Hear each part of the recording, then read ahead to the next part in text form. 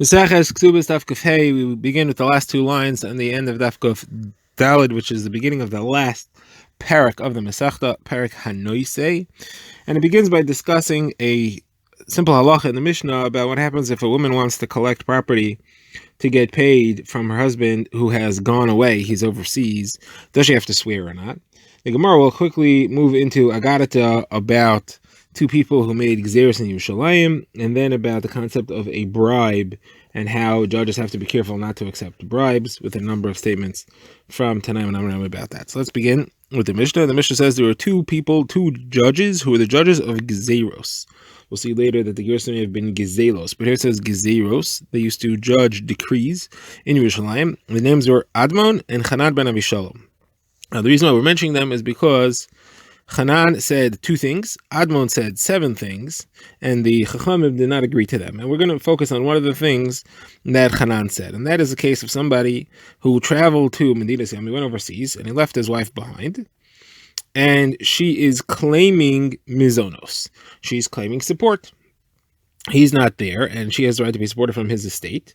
So his children, whoever is running his estate, have to use his money that's left over here to support her. The question is, does she have to swear that she has not been given money to feed herself? So Hanan says she does not have to swear at this point. And the reason she doesn't have to swear at this point is because eventually he's going to divorce her or die, and she'll need a ksuba. And the halacha is, if she wants to collect a ksuba and he's not here, she's going to have to swear then that she has no money set aside then. So at some point she's anyway going to have to swear. Therefore, why does she have to swear now? Even if she really does have money set aside, she'll have to fess up to the existence of that money at some point, and the Yisomim aren't going to lose. So we don't make her swear at this point. Now, the Bnei Kohanim Gedolim, the sons of the Kohanim Gedolim, argued on Hanan about this, and they said, no, she better swear right away now. And that's because she may never end up collecting her ksuba. If she dies before she gets divorced, or her husband dies, then she'll never get a ksuba. Therefore, she may never end up swearing, and she may have money hidden away that'll end up being lost from the children or the inheritors of her husband. Now, the Mishnah quotes two other people who weighed in. Rabbi Dosa ben Hirkanes said, like the Bnei Kohanim Gedolim, that she has to swear. Rabbi Yochanan ben Zakkai said, like Hanan, that she does not have to swear until she comes to collect her ksuba. So the Gemara first focuses on the beginning part of the Mishnah, where we had spoken about that there were two judges of Gzeros, named Hanan ben Avishalom and Admon. So the Gemara quotes a brisa that says, first of all, they were called Dayane Gezelos, judges of thievery, not Dayane Gzeros. And like our mission says that they were in Yerushalayim. And here it quotes Admon ben Gidai and Hanan HaMitzri and Hanan ben Avishalom, three people. Admon ben Gidai, so you know his father's name is Gidai, and then there's two different people, Hanan HaMitzri and Hanan ben Avishalom. So first kasha is it Gezeros or Gezelos? And the second kasha is, what happened to Hanan HaMitzri? How come he was left out of our Mishnah? So the Gemara says the fact that Hanan HaMitzri is left out of our Mishnah is not really such a kasha. Our Mishnah only mentioned the ones that were important to him. If that means that they're important to this Tana or important to the purposes of the Mishnah. I'm trying to bring out the Mishnah's halacha. But why does our Mishnah call it Gezeros, judges of decrees, and the other one calls it Gezelos, judges of theft?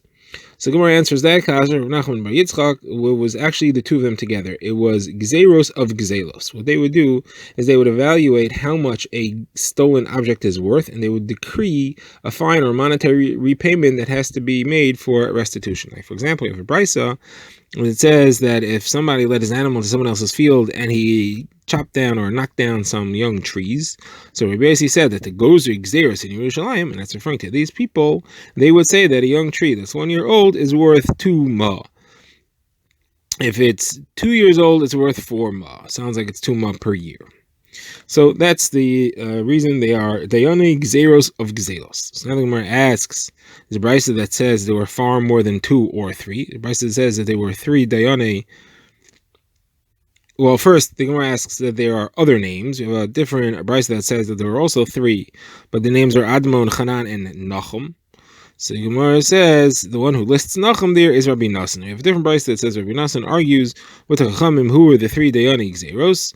Rabbi Nassan says that Nachum Hamadi was one of them, and the Chacham didn't agree. They said no, Nachum Hamadi was not one of them. So now the Gemara asks that there are other ones. The Gemara brings Rabbi Pinchas, who says the name of Rabbi Isha, that there were 394 Batei Din in Yerushalayim, courts of 23 members. There were also the same number of shuls, the same number of batei midrashos, and the same number of schools for children. So you see that there were this many courts. So why are you saying that there were less? The Gemara says no, courts and gozri gzeros are not the same thing. You're trying to explain what the Gemara's Hamamina was. I think that they are the same. Now the Gemara calls Rav Yehuda, the name of Rav Asi, that says that these gozri gzeros had to get paid somehow, and they would take 99 money from the money that was given to the lishka for the purchase of communal sacrifices and other needs of the tzibor.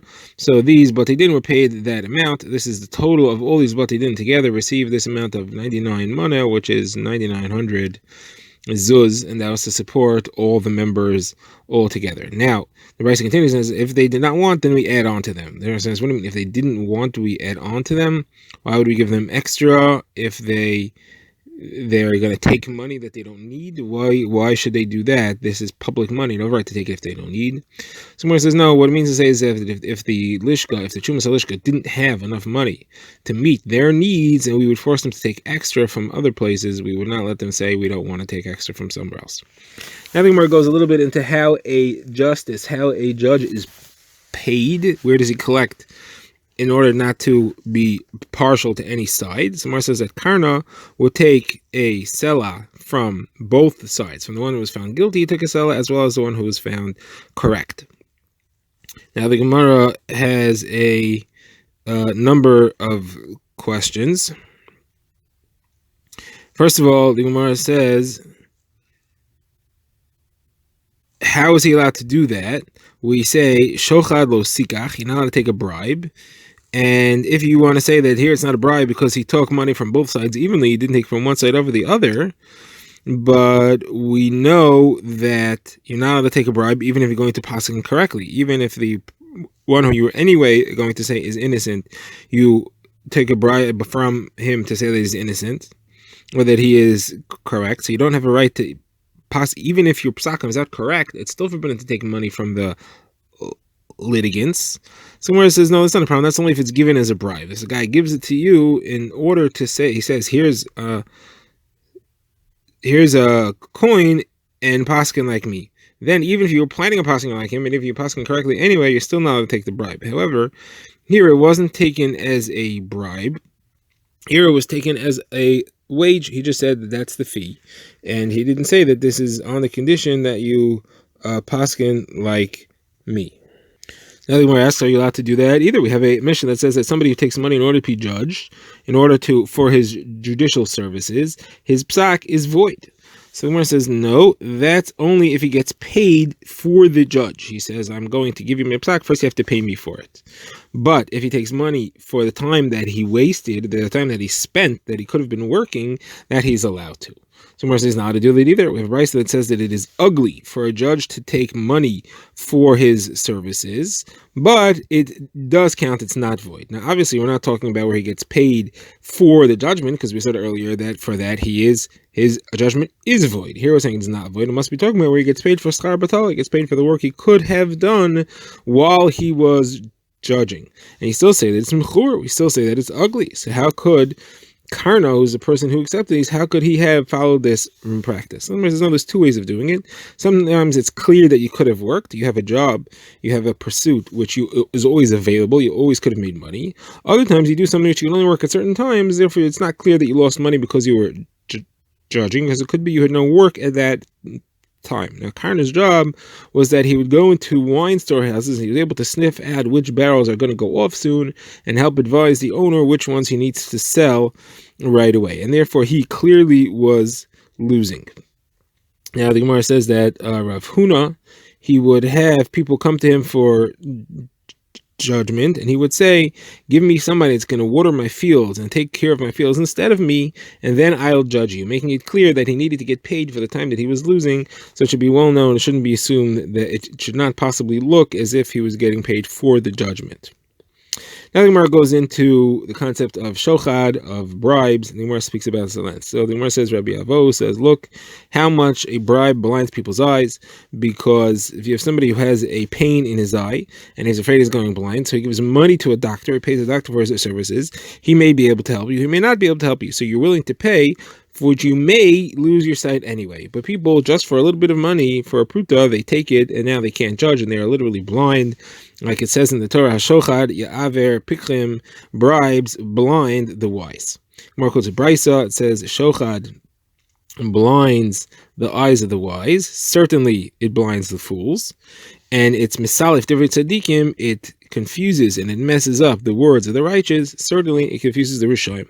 Someone says, what do you mean by that? Why would we care about the judgment of fools and Rishonim? Fools and Rishonim aren't judging cases. Someone says, no, this is what it means. A bribe blinds the eyes of the wise, that even a great Talmid Chacham, certainly a regular Talmid Chacham, and it also messes up, and therefore, someone who takes a bribe does not leave the world until he becomes blind-hearted. That is, he cannot think and see clearly. Now, a bribe also messes up the words of the tzaddikim. That is, even a tzaddik gomer, a complete tzaddik, certainly somebody who is not a complete tzaddik, and he's not going to leave the world. If he takes a bribe, he's not going to leave the world without tir fadas, without serious confusion. The other one says, when Rav Dimi came from Eretz Yisrael, he said, a Josh name of Rav Nachman bar Cohen. What is the meaning of the pasuk in Mishlei that says, Milch b'mishpat yamid aretz v'ish terumos yeher sena?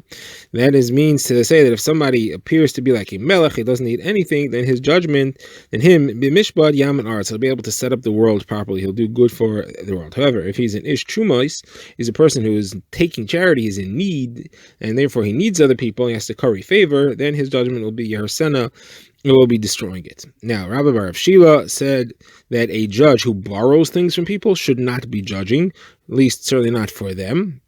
And that's only if he only borrows and he doesn't lend to them. However, if he borrows and lends, then he's not beholden to them and he's able to judge for them. Somebody says that's true, but Rava used to borrow things from the people of Bar Marion, the children of Bar Marion, who are very chashuv, are rich people, and he would still judge for them, even though he borrowed from them and they didn't borrow from him. So Mar says, no, there he was doing a favor for them by borrowing from them. It was an honor for them that a great man like Rava was borrowing for them. It didn't really need it. Says Rava, what is the reason that shochad is called shochad, and that it prevents, that it's forbidden, and it prevents people from judging? So he says somebody who accepts shochad becomes like he's close to the person. He becomes like a karov to that person. He becomes like the person himself. He starts to see things for that individual, and he becomes like him himself. And somebody cannot see negative things about himself. Shochad is from the word shahuchad. They are one. They become like one. Now, says Rav Papa, a person should not judge the case involving someone that he's friends with, someone that he loves, and he should not judge someone that he hates, because he will not be able to see anything negative or bad about the person that he loves, and will not be able to see anything positive about the person that he hates. Said Abaye, you have a Talmid Chacham who is very much beloved by the people of the city. It's not because he's a great Rav or a great Talmid Chacham. It's because he's not doing his job of rebuking them the way he's supposed to in heavenly matters, in religious concerns. Rava said, when I first came to Mechuzah, they all liked me. I thought that they all liked me. Then when I started judging for them, some of them liked me and some of them hated me. That is, the ones who won in my court, they liked me. The ones who lost, they hated me. But then after I stayed there for a while, everybody got an equal chance. Some of them, pretty much everybody both won and lost. And then I realized whether they like me or they hate me has nothing to do with how I judge, because they had both experiences. It's just some people like the Rav and some people do not. And that's just the way it is. That's how it's going to be. And it's not an issue. Now, I'm going to go to another brisa. It says in the pasuk v'shochad lo sikach. So why do you have to say not to take shochad? It's not referring only to bribery, which we've seen discussed elsewhere. It's referring even to shochad of words. How do you see that? Because it says don't take shochad. It doesn't say don't take money. So anything can be shochad, even not money. So what's an example of shochad that's not money? So here the Gemara brings 5 examples. The Gemara says that Shmuel was crossing a bridge and somebody came and lent a hand, helped him to cross. And he said, what brings you to this area? And he said, I have a court case. And Shmuel said, well, I cannot be your judge because you helped me. I'm puzzled to be a dayan for you. A Meimar was sitting in a court and a feather landed on his head. Somebody came and took the feather off for him. So he said, what are you doing here? A Meimar said to him, why are you here? He said, I'm here for a case that he had. So he said, I am puzzled to be the dayan because you helped me out. Mar Ukva was walking and there was some spit in the floor in front of him. Somebody came and covered it up with some earth. And again, he asked him, why are you here? He said, I have a court case. He said, well, you did me a favor, therefore I am possible to be a judge for you. Shmuel bar Rabbi Yosi had a sharecropper, somebody who worked for him, who worked his field and brought him fruits. And he would bring him fruits every Friday. He would bring him a basket of fruit every Friday as part of his payment plan that he paid for the ability to work the field. And then one day he came on Thursday with the basket of fruit, one day early. So he said, why are you here early? So he said, I came for a court case that I happen to have.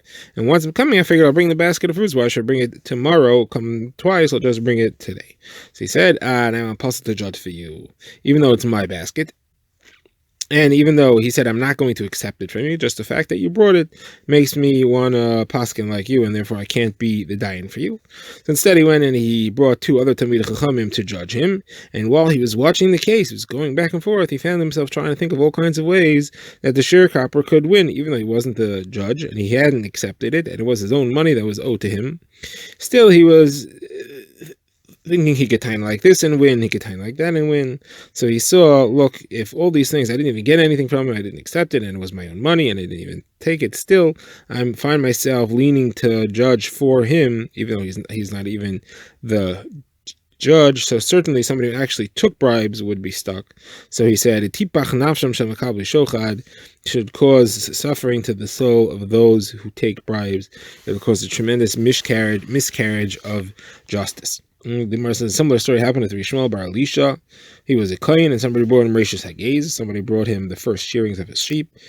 He said, where are you from? He said, from Meduch Plan, from such and such place. He said, why'd you come all the way to here? There are Kahanim closer to you. He said, I'm coming for a court case. Anyway, I figured once I'm here, I'll bring the Reishis Hagez.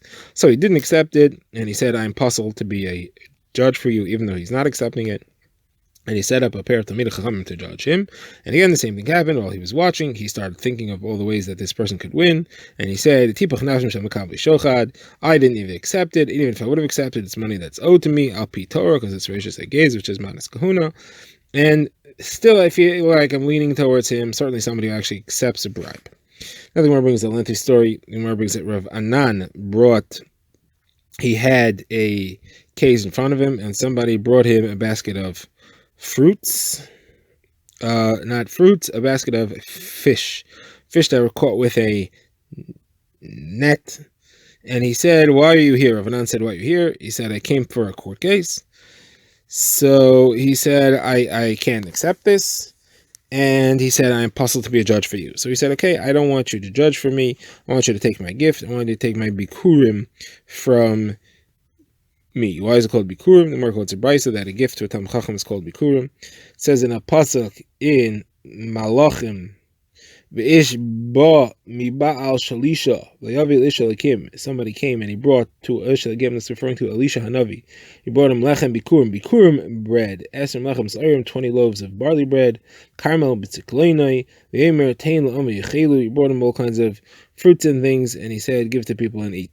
So it's called lechem bikurim bread. Now Elisha was not a kohen, and therefore he could not take bikurim. But the reason why it's called that is because anybody who brings a gift to a Talmid Chacham, it's as if he's bringing bikurim.